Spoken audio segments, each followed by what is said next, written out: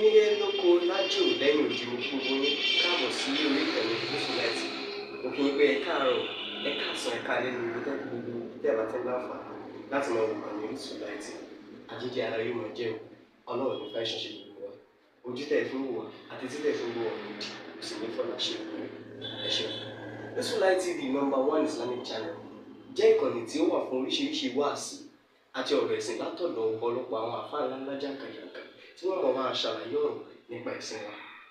Ní báyìí ẹ bá mi subscribe sórí Orísun TV kí ẹ lè máa jẹ ọ̀pọ̀lọpọ̀ gbádùn àwọn fídíò táwọn fi síbẹ̀ lónìí ọ̀rọ̀. Ẹ bá mi like kí ẹ sì bá mi subscribe, ẹ bá mi share kí ẹ bá mi comment sórí àwọn fídíò yìí kí ṣe bẹ́ẹ̀ bẹ́ẹ̀ ti sí. wọ́n ìṣe mufti wo mufti gbogbo ilẹ̀ Yorùbá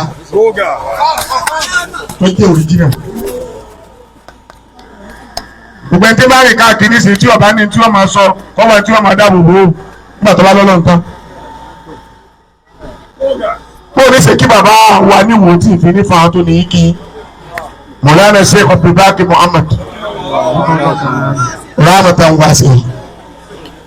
àfáàgbà ní wò bàbá wa olùkọ́ àgbà ẹni ẹ̀kú mẹ́ wọn lẹ́ búlọ́ọ̀kù àwọn ẹ̀kú mẹ́ ọmọ búlọ́ọ̀kù wọn ẹ̀bẹ̀rẹ̀ mọ́lẹ̀ ọwọ́ àgbà ní gbogbo olúwo àwọn nínú yóò dùn sí mo fi kí máa fi gbogbo àwọn tó tóbi fún wọn kí bàbá wa aláwùsá ọba ni bàbá wa àgbà ọba Abímbọ́lá àwọn bàbá ńlá yẹn tẹ́lẹ̀ yẹn lè wúlò mo fi wọn kí mo fi àfa àrọ̀ ọ̀gá tó kèsì mo fi kí mo fi àfa àgbà nílé èkó yìí mo fi kí mo fi àfa àkínyẹ̀ wà mo fi kí màá fi àfa àgbà tó jẹ́ àfa àgbà àfa ilé àmì mo fi wọn kí màá fi àfa àgbà rówó rẹ̀ kí mo fi kí àwọn tí mo fi kí àwọn ni wọ́n ní yìí o mo fi bá sọ láwùjọ mo fi kí máa fi yàgbé yàjú ọkùnrin ogun àfàgbà aláyè mo fi wọn kí máa fi bá mi kẹ̀kẹ́ kí gbàgbà lè mọ mo fi wọn kí àbọ̀ olùkọ́ àgbà ẹ̀yin lè jókòó lẹ́yìn ìka méjì ló kù táwa ń tọrọ fún yín nísìn àkọ́kọ́ oníkọ́lẹ́ ń jẹ́ mi yín kù ẹ má mú wá àdúrà yẹn wá o ẹ má mú wá àdúrà yẹn wá báwọn fẹ́ẹ́ ti mú wá ẹ̀yin kì í fún yẹn ní káàsì ẹ máa ṣe transfer ni.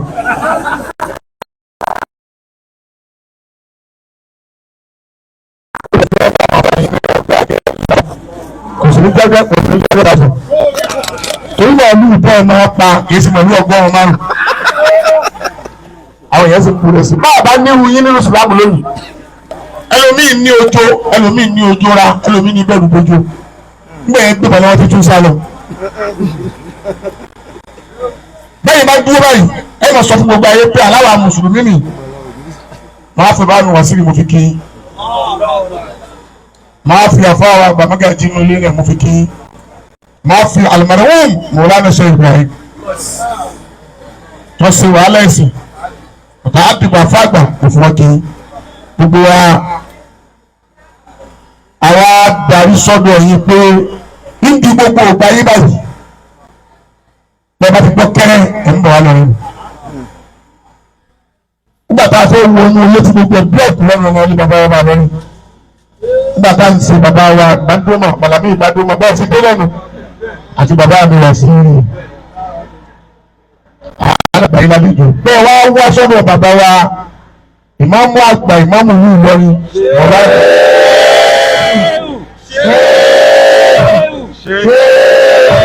الله يعصمك من الناس لا تخاف دركا ولا خشيه ولا حول ولا قوه الا بالله العظيم.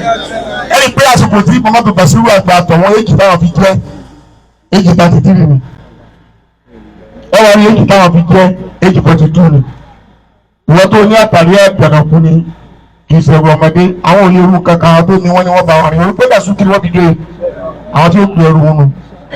ẹrù bá bá jòkó lẹ́yìn súnmọ́ pọ̀ dì ní o.